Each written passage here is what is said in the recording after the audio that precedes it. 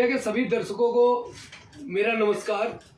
आज हम किराड़ी विधानसभा के अंदर मौजूद हैं और इस विधानसभा में एक जुझारू समाज सेवी और यहाँ सुखी नहर पर प्रधान जी सरोज जी हैं हमारे साथ में आज जुड़े हुए हैं हमारे चैनल के साथ, जिन्होंने अपना कीमती समय इस कोरोना महामारी में लोगों की सेवा करते वक्त निकाल करके हमसे मिलने का समय दिया था, जिनसे हम आज उनके बारे में भी जानेंगे कि वो इस क्षेत्र में किस जरिए से लोगों के बीच पहुंचते हैं, किसी पार्टी के जरिए है या फिर बस वो प्रधान के नाते एक RW एसोसिएशन के नाते हैं और लोगों की सेवा में निरंतर लगे रहते हैं। मैं अपने कैमरा पर्सन को कहूँगा कि दिखाएं वो सरोज प्रधान जी को और आगे हम सरोज प्रधान जी से ही आपको मिलवाते हैं। सबसे पहले तो सरोज प्रधान जी, मैं अपनी चैनल की तरफ से और सभी देशवासियों की तरफ से आपको धन्यवाद देना चाहूँगा कि इस कोरोना महामारी में आप लोगों की सेवा में निरंतर लगे। कोरोना महामारी में किसी न किसी को तो सामने आना ही पड़ेगा जी। हम सारे समाज सेवी, जिला उपाध्यक्ष जी सरोज चौधरी बस जी, हमारे सारे साथी अभी विवेक भाई, प्रधान जी, विक्की भाई, चंचल भाई और जितने भी हमसे हो सकता है 2 बजे रात तक हम सेवा में लगे रहते हैं जी। हमारे कहने का तात्पर्य ये है कि इस विषय रखने का मतलब ये था कि इस बार जो है इस बार महामारी पहले बार से भी ज्यादा है। इसको बिल्कुल सर, इसको हल्के में ना लें। इसको हल्के में इसलिए ले लें कि इस बार 2 है, एक ए है एक बी है जी। ए जो है, ए वालों को पास कोई सिस्टम नजर नहीं आता है जी। वो खुला घूम रहे हैं और एक दूसरे को उनसे फैलने के ज्यादा खतरा है जी। और जो बी है उसको सिस्टम आता है, वो अपने घर में आइसोलेट होकर के बैठे हुए हैं जी। अपने घर में कमरे में रहते हैं, बाहर नहीं निकलते जी। सबसे ज्यादा खतरनाक हमारे लिए ए है जी। उनको ये लगता है कि हमारे पास कोई बीमारी नहीं है और खुले से घूम रहे हैं और उन्हीं के कारण ये कोरोना इतना फैल रहा है जी। बाकी मैं सरकार से, केंद्र सरकार से, राज्य सरकार से ये निवेदन कर रहा हूँ कि इस टाइम राजनीति का वक्त नहीं है जी। इस टाइम राजनीति का वक्त नहीं है। आप लोग राजनीति छोड़ के इस बीमारी पे, मरीज पे, हमारी व्यवस्था पे जी पे ध्यान दीजिए कि हमारे कम से कम लोग पॉजिटिव हो पाए और इस संकट से निकल पाए। सरोज जी, इस बात पे मैं आपको रोकना चाहूंगा, जैसा कि पिछले महीने केजरीवाल सरकार ने बड़े बड़े दावे किए थे, बड़ी बड़ी होर्डिंग लगवाई थी दिल्ली के अंदर और ये कहा था कि हमारे पास में दिल्ली के अंदर पर्याप्त मात्रा में बेड हैं, हॉस्पिटलों में देखिए हर चीज की सुविधाएं हैं, लेकिन उसके 2 दिन बाद ही केजरीवाल सरकार ने सीधे हाथ खड़े कर दिए कि हमारे पास में केस की संख्या इतनी बढ़ गई है कि हमारे पास बेड उपलब्ध नहीं है। इस पर आप अपनी क्या प्रतिक्रिया देना चाहेंगे? देखिए, इसमें 2 कारण हैं जी। पहला कारण तो ये है कि आपने कल परसों भी देखा होगा केजरीवाल जी का जो खुद विधायक थे जी, शोएब इकबाल जी, उन्होंने खुद हाथ खड़े कर दिए जी कि अब दिल्ली में राष्ट्रपति शासन लगना चाहिए सर। जबकि जो शोएब इकबाल जी हैं वो दिल्ली में पिछले 6 वर्षों से 6 कार्यकाल से वो विधायक रह चुके हैं जी दिल्ली में जी। और जिस प्रकार से उनकी वीडियो आई है और वो खुद कह रहे हैं कि मैं खुद एक विधायक रहते हुए, इतना पुराना विधायक रहते हुए और मैं किसी की मदद नहीं कर पा रहा, जबकि उनकी सरकार है दिल्ली में। उनको अब आत्मज्ञान हो गया है जी कि ये सरकार से निपटने वाली नहीं है जी। नहीं तो जिस पार्टी का विधायक हो के भी वो अपनी पार्टी के लिए कह रहा है राष्ट्रपति शासन लगना चाहिए जी। आप खुद अनुमान लगा सकते हैं जी कि दिल्ली का कितना भयावह हालात है। बिल्कुल। दूसरी बात, केजरीवाल जी का भी मैं किसी भी पार्टी का गलती नहीं दे सकता जी। अगर घर में 1 लीटर दूध का रोज खपत है जी और इकट्ठे 100 मेहमान आ जाए जी तो 20 लीटर दूध का उपलब्ध करने में समय लगता है। बिल्कुल, क्योंकि दिल्ली में जितने बेड थे, अस्पताल था जी उसी हिसाब से था।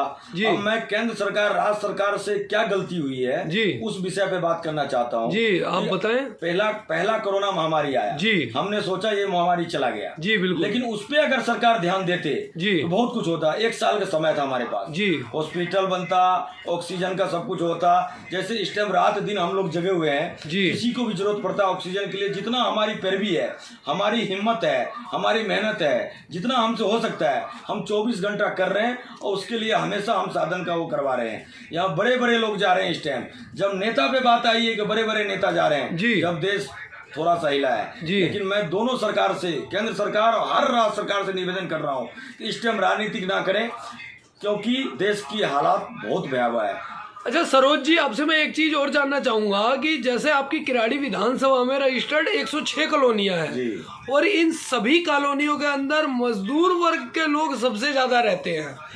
आज उनकी क्या स्थिति है आपके क्षेत्र में, जरा इस पर भी रोशनी डालिए, हमारे दर्शकों को बताइए इसके बारे में। उनकी स्थिति, जिनको बढ़िया, जो किसी फैक्ट्री में अच्छे इंसान के पास काम कर रहे थे जी, या किसी दुकान पे काम कर रहे थे जी, उनके मालिक तो कुछ ना कुछ व्यवस्था करता है जी, खुद भी नमक रोटी खाता है, उसको भी खिलाता है जी, लेकिन सारे इंसान एक बराबर नहीं है। कुछ गलत लोगों के पास भी काम कर रहे हैं जी, जिन्होंने हाथ खड़ा कर दिया जी। उस मालिकों से, फैक्ट्री वालों से, दुकान वाले से भी मैं कहना चाहता हूँ कि भैया आप एक काम जरूर करें कि आप अपने लेबर को, अपने सुपरवाइजर को आपसे जितना हो सकता है थोड़ा ना थोड़ा मदद करते रहें जी, क्योंकि इस संकट में आप उनके काम नहीं आओगे जी, तो पूरा 12 महीना आपको कमा के देता है, वो आपके काम नहीं आएंगे कल। बिल्कुल सरोज जी। अच्छा सरोज जी, जैसे कि आपने बताया कि यहाँ पर कुछ अच्छे भी लोग हैं और कुछ बुरे भी लोग हैं, तो क्या आपके भी क्षेत्र से मजदूरों ने पलायन किया है यहाँ से? हमारे क्षेत्रों से मजदूरों ने पलायन किया है जी। जो मजदूर अभी रह रहे हैं उनका भी बद से बदतर हालत है जी। जो दिहाड़ी मजदूर थे जी, चूना सफेदी कर रहे थे, जिनका कोई घर नहीं जी, जिनका कोई परिवार नहीं,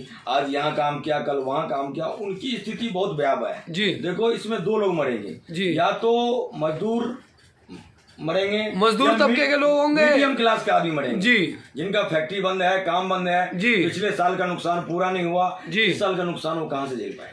अच्छा मैं सरोज जी आपसे एक चीज और जानना चाहूंगा, जैसा कि दिल्ली सरकार ये दावे कर रही है कि वो अपने माध्यम से हर जगह विधानसभा स्तर पर, वार्ड स्तर पर गरीब परिवारों के लिए जो इस समय में भोजन एकत्र नहीं कर सकते उनके लिए भोजन की सुविधा करा रहे हैं। क्या आपके क्षेत्र में कहीं पर आपने देखा है कि भोजन की सुविधा है? पिछले साल हमने देखा था जी, इस साल ना तो कहीं मैं भोजन का सुविधा देख रहा हूँ जी, क्योंकि पिछले साल नीतीश कुमार जी ने स्टॉल लगाया था बिहार, दिल्ली में जी। इस बार कोई भी सरकार कहीं भी कोई भोजन का सुविधा मेरे नजर में नहीं दिखाई दे रहा है, कोई सुविधा नजर नहीं दिखाई दे रहा। आपके क्षेत्र में अभी तक ऐसी कोई सुविधा नहीं दिख रही है मुझे। अच्छा सरोज जी, आप भी एक बिजनेसमैन हैं और आपकी भी एक छोटी सी मशीनरी का काम है जिसमें कई 10 से 12 मजदूर आपके पास भी काम करते हैं, तो आपने उन मजदूरों को क्या किया, उन्हें घर भेज दिया कि आपने भी उनके लिए व्यवस्था की हुई है? हमारे पास जो घर जाने वाले थे जी, अति संभव मदद से हमने उनको घर भी भेज दिया जी। जो हमारे पास हैं वो हमारे मजदूर नहीं, हमारे भाई हैं जी, क्योंकि मजदूर कोई नहीं होता, भाई होता है जी, हम उनको भाई मानते हैं। और अगर हम नमक रोटी खाएंगे उनको भी नमक रोटी खिलाने के लिए तत्पर है जब तक सांस में सांस है जी। अच्छा सरोज जी, आपके क्षेत्रीय जो विधायक हैं वो इस समय महामारी में क्या कर रहे हैं आपके क्षेत्र के अंदर? देखिए उनका तो हमें पता नहीं, उनके कांटेक्ट में जो भी हैं वो भी हमारे कांटेक्ट में हैं जी। मैं अगर कुछ कहता हूँ कोई मदद तो वो भी लोग तैयार हैं। बाकी विधायक जी मेरे हिसाब से गांव गए हुए हैं जी, अब किस कारण से गए हैं ये नहीं पता जी। विधायक जी पिछले साल भी जो विधायक है यहाँ का जी, वो भी कोरोना महामारी की चपेट में आ गए थे जी। अभी वो किस कारण से गए मुझे कंफर्म नहीं है जी, लेकिन जो भी आम आदमी हो चाहे बीजेपी को हो, जिसको मैं फोन करता हूँ किसी की मदद के लिए, उनसे जो संभव मदद हो रहा है वो तत्पर करने के लिए तैयार। अच्छा सर, मैं आपसे एक चीज और पूछना चाहूंगा, जैसा कि इस समय दिल्ली की स्थिति इतनी भयावह हो चुकी है और सबसे ज्यादा जो इस समय सोशल मीडिया पर वायरल हो रही है वो दिल्ली के शमशान घाटों की वीडियो है। शमशान घाट आपके क्षेत्र में कितने शमशान घाट है और वहाँ की क्या कंडीशन है, एक बार हमारे दर्शकों को? हमारे क्षेत्र में 3 शमशान घाट है मेरे नॉलेज में जी, निठाड़ी, किराड़ी और प्रेमनगर फर्स्ट जी। मैं प्रेमनगर फर्स्ट में खुलकर गया हुआ था जी, मेरे सामने 70 लाश चली, मैं वहाँ 2.5 घंटा था और मेरे सामने 60-70 लाश आया। और जिस तरह से मैं देख रहा हूँ जी, जितने प्राइवेट हॉस्पिटल है, जयपुर गोल्डन, चाहे जो भी जितने भी हैं जी, इन लोगों का इतना मकसद खराब है जी कि कम से कम मरीज को देखभाल नहीं कर सकते हैं। तो भाई साहब एम्बुलेंस का जुगाड़ करवा दो। एक एम्बुलेंस वाला शमशान घाट जाने के लिए 5,000 से 10,000 रुपये मांगता है। ये कोई भी सरकार इस पे नकेल नहीं कस कर रहा है। इंजेक्शन का ब्लैकमेलिंग हो रहा है, सिलेंडर का ब्लैकमेलिंग हो रहा है जी। आप नहीं मानोगे, कल मैंने देखा एक साइकिल पे अपनी वाइफ को, लाश को ले जाते हुए शमशान घाट। अब इससे भयावह स्थिति और क्या होगा भारत में? ये दिल्ली की स्थिति है सर। सर दिल्ली की स्थिति बता रहा हूँ मैं, इससे भयावह स्थिति क्या होगा भारत में बताओ।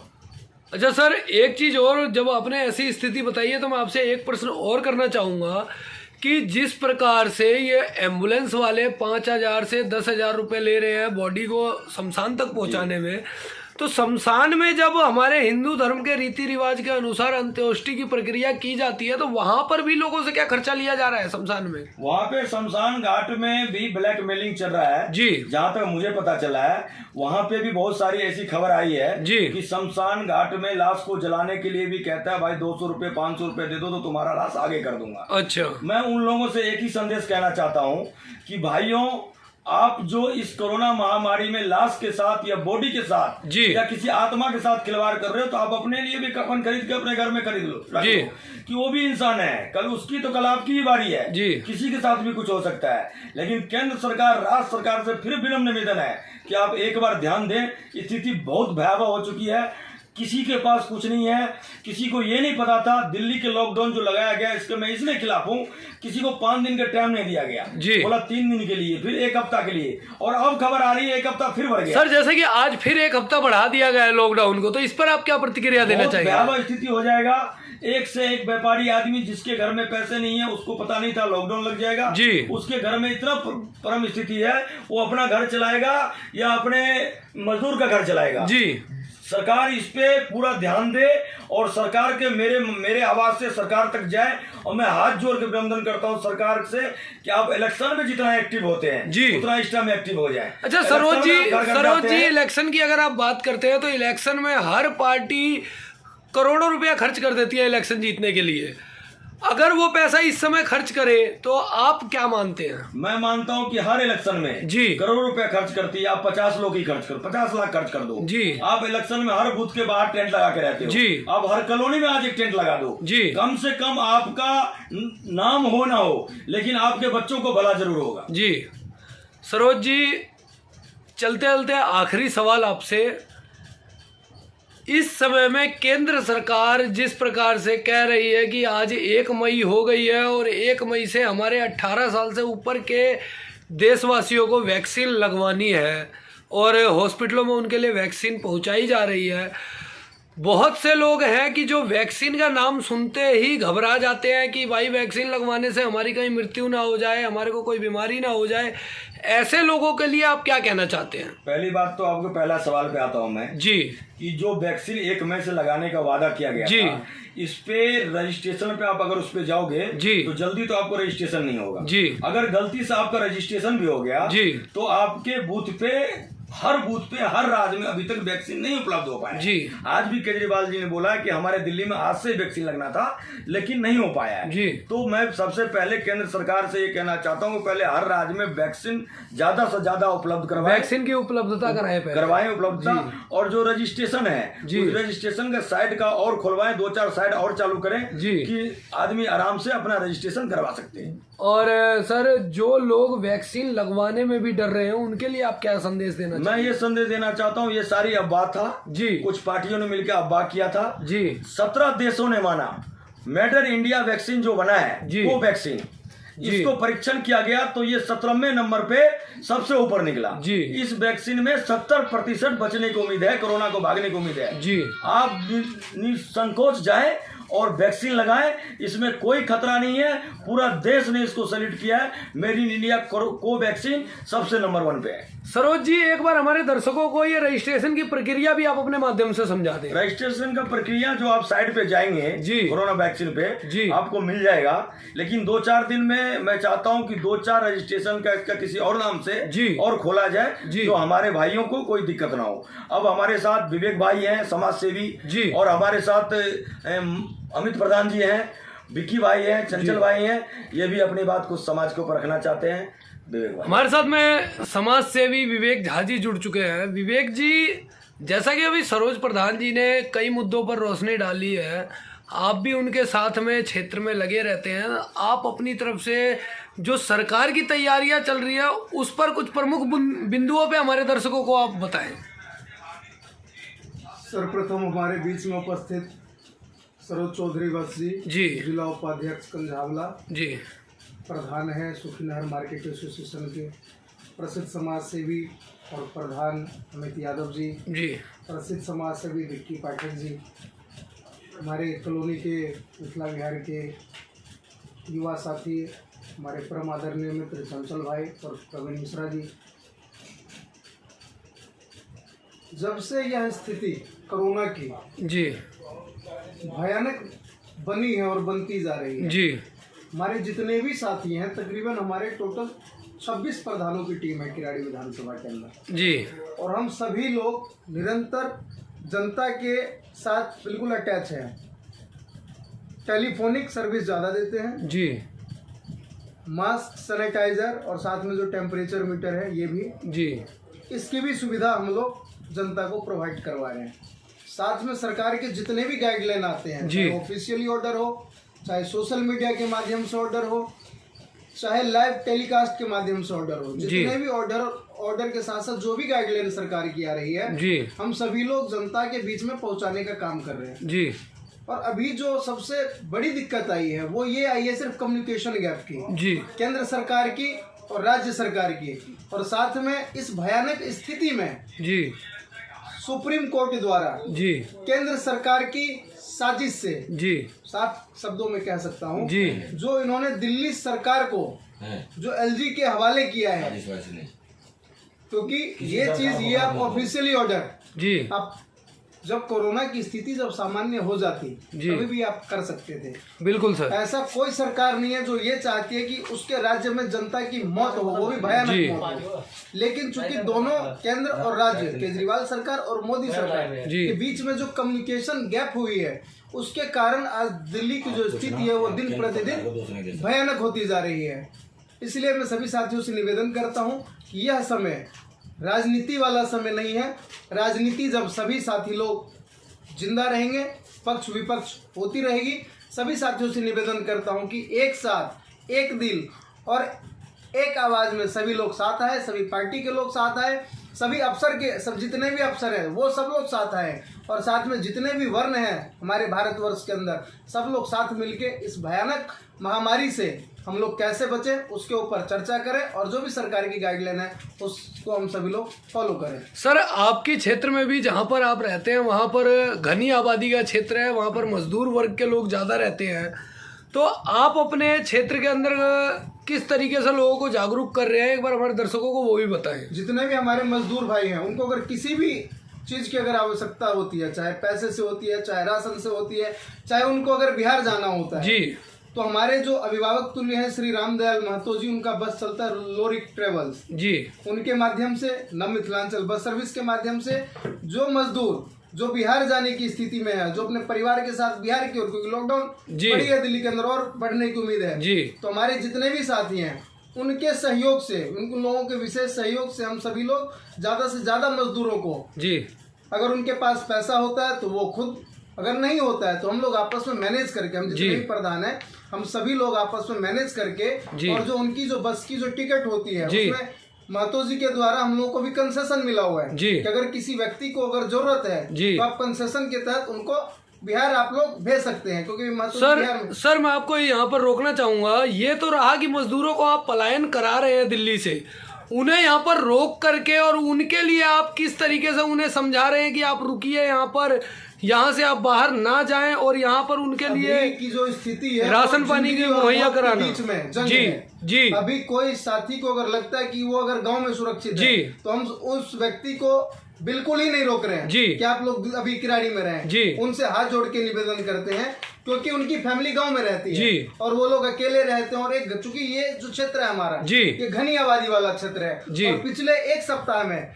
तकरीबन 1000 मौतें किराड़ी विधानसभा के अंदर हो चुकी हैं, वो भी रजिस्टर्ड मौतें हो चुकी हैं जी। इसलिए हम अभी किसी भी साथी को ये बताए कि हम सभी लोग रिस्क नहीं ले रहे हैं कि आप सभी लोग किराड़ी में रहें। जो साथी किराड़ी में अपने फैमिली के साथ हैं उनको अगर किसी भी चीज की आवश्यकता होती है तो हमारे जितने भी समाज सेवी भाई हैं, जितने भी प्रधान हैं, खासतौर से हमारे जो युवा साथी हैं भाई सरोज चौधरी बस जी, जब से लॉकडाउन की स्थिति हुई है तकरीबन हम लोगों ने कई व्यक्तियों को आर्थिक सहायता हम लोगों ने प्रदान करी है, और साथ में जो जिस चीज की आवश्यकता होती है हम लोगों ने पूरा प्रयास किया है कि उस साथी को उस चीज की ऑक्सीजन की मदद मिले जी। खासतौर से हम लोगों ने इनकी तो हम लोगों ने मदद करी है, साथ में ऑक्सीजन सिलेंडर जो भी इतनी स्कार्सिटी है हमारे दिल्ली के अंदर, हम सभी लोगों ने ऑक्सीजन तक की हम सभी लोगों ने व्यवस्था कराई है। लेकिन ईश्वर से यही निवेदन करता हूँ कि इस महामारी में आप जनता के प्रति अपना आशीर्वाद बनाए रखें। सबका परिवार बहुमूल्य है, इसलिए सभी लोगों से निवेदन करते हैं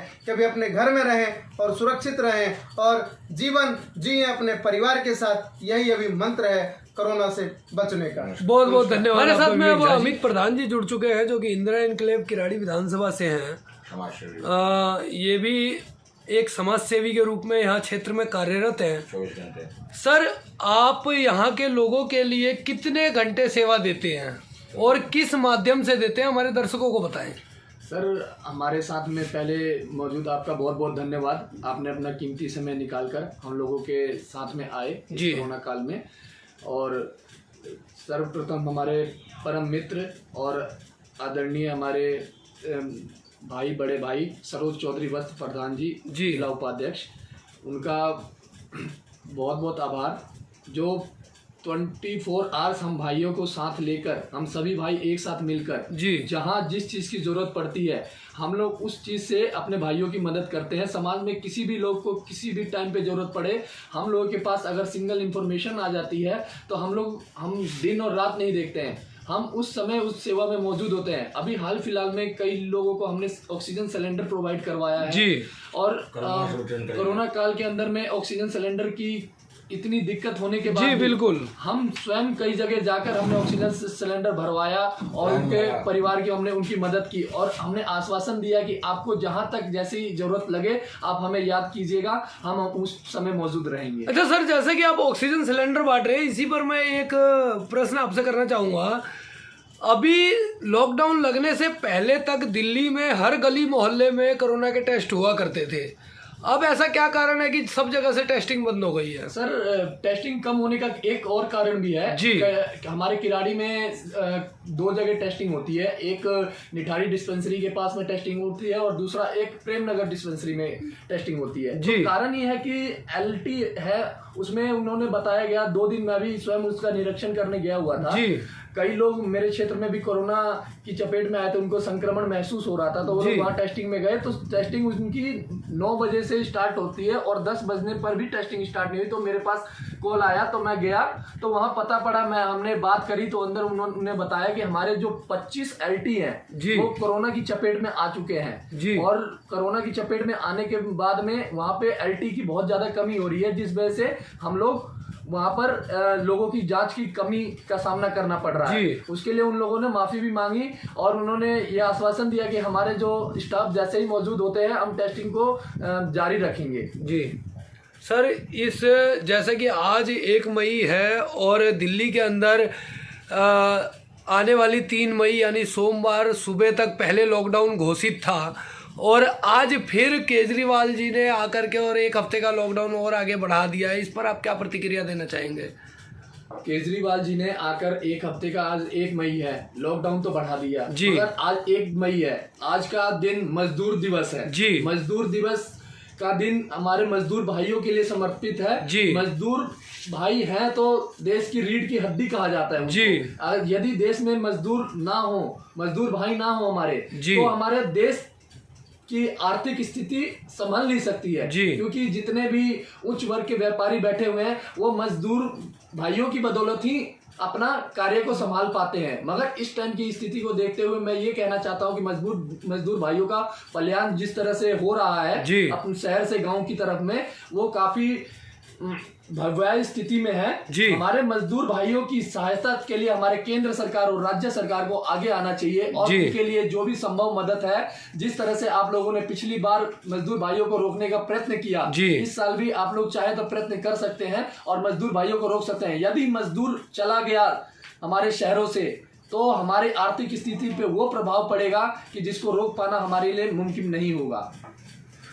सर, चलते चलते आप हमारे दर्शकों को अपनी तरफ से इस कोरोना महामारी में बचने का कोई संदेश देते हुए जाएं। जी, मैं कोरोना महामारी में यही कहना चाहूँगा कि कोरोना महामारी एक ऐसी महामारी है जिसमें आम इंसान से लेकर नेता, सांसद से लेकर हर बड़े नेता तक, बड़े व्यक्ति तक इससे संक्रमित होकर इस कोरोना की चपेट में आकर ईश्वर को के चरणों में प्राप्त हो गए जी।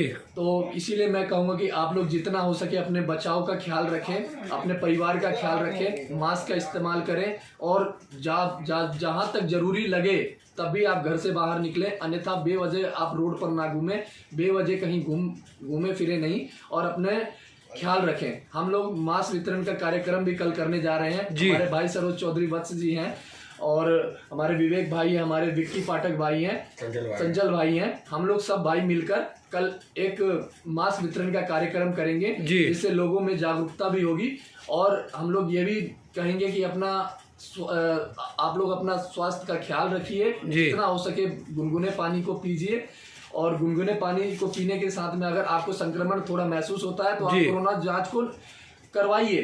यदि आपको संक्रमण महसूस हो तो आप अपने पास मत रहिए, आप जाके एक बार जांच करवाइए। जांच करने में कोई हर्ज नहीं है, ये एक संक्रमण ऐसा है शुरुआती लक्षण दिखने पर ठीक हो जाता है यदि आप समय पर पहुंच गए तो। इसलिए घबराइए नहीं, संयम से साथ लीजिए, पॉजिटिविटी के साथ में रहिए और नकारात्मक सोच को दिमाग से निकाल दीजिए। बहुत बहुत धन्यवाद सर आपका। जी सर।